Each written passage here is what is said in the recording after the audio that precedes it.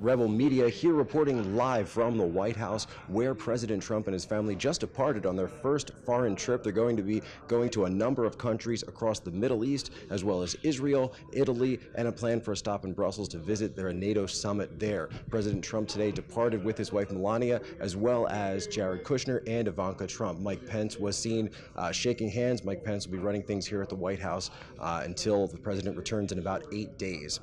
A lot of talk recently this week, and especially today, about big staff shakeups within the Trump White House. Are we going to be seeing these big changes? Number one may be the podium standing right next to me today. Sean Spicer, the press secretary of the president, may be stepping down or taking on a new role, sources do tell Rebel Media.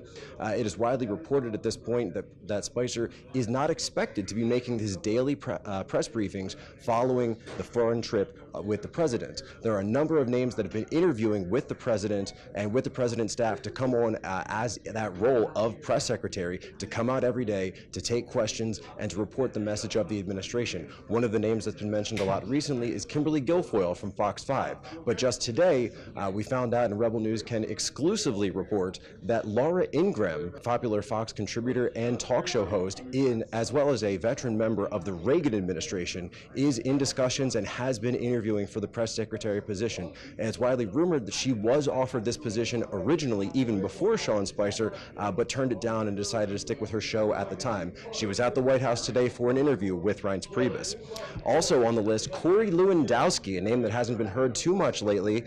Trump's original campaign manager is back. He was in the White House. He was having meetings. He's talking about potentially coming on, taking a job within the administration. Now, whether that would be chief of staff, as was originally his plan that he wanted to run for chief of staff. He wanted to get that position. It eventually went to Sean Spicer, former chairman of the RNC, but Corey is back. Corey is looking to take on that policy position, and he was on Fox News last night talking about the importance of loyalty to the president. Also making headlines this week, Dina Powell, the deputy national security advisor to the president, has come under accusation as being the source of the national security leaks to the New York Times. Dina Powell was one of the 3 people in the room for the Russia meeting, from which there was information that leaked to the Washington Post that was later reported. Dina Powell in the past has been very close friends with Maggie Haberman of the New York Times, and sources report that she may have been the one that leaked this classified information regarding this meeting with the Russians to the news. At this point, Dina has not been seen at the White House in several days, leading many to speculate what her current role may be with the administration and whether or not President Trump is considering replacing her as Deputy National Security Advisor. Also on the list, Johnny DeStefano. Johnny DeStefano is not a name that many people will know, but Johnny DeStefano wields an extremely important role within the White House. He is the head of the White House Office of Personnel. That is essentially the job of hiring all the staffers for the executive office, all of the political appointees that go through to the different departments within the United States, Department of Justice, Department of Commerce, Department of Treasury, Department of Transportation, etc., etc.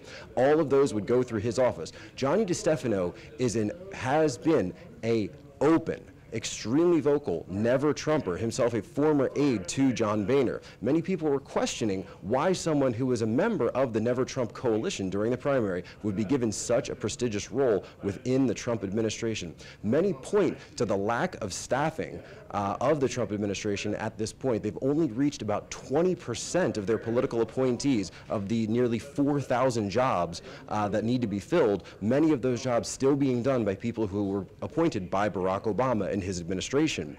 There's also talk that many of the people who worked on the Trump campaign, people who were loyal Trump supporters, volunteering their time, knocking on doors, serving as field representatives, many of those people, even at the lower levels at the different departments, were given jobs after the election.